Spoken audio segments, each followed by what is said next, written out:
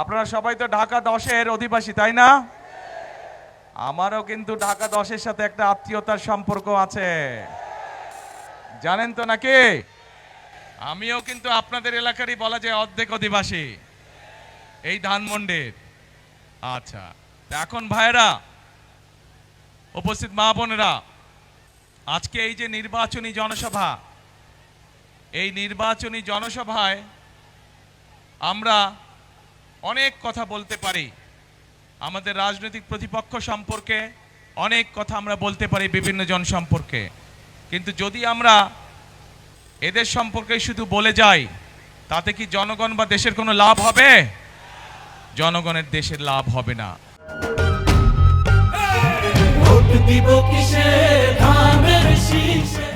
জনগণ বা দেশের কি লাভ হবে?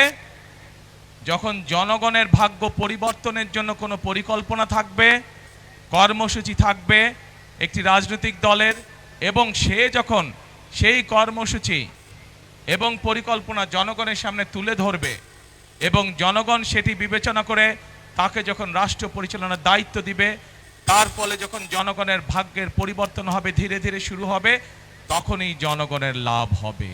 তাই তো নাকি? এখন প্রিয় ভাই বোনেরা,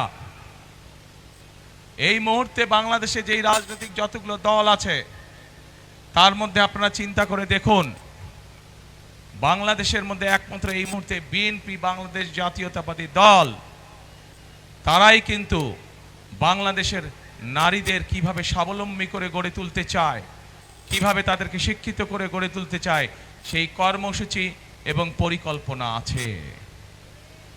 এই মুহূর্তে বাংলাদেশে যতগুলো রাজনৈতিক দল আছে, তার মধ্যে বিএনপি একমাত্র রাজনৈতিক দল যাদের পরিকল্পনা আছে এই দেশের তরুণদেরকে, এই দেশের যুবকদেরকে, যারা বিশেষ করে বেকার আছে বা কর্মসংস্থানের অভাব আছে, তাদেরকে কিভাবে প্রশিক্ষণের মাধ্যমে দক্ষ মানুষে পরিণত করে তাদেরকে কর্মসংস্থানের ব্যবস্থা করে দিতে পারবে।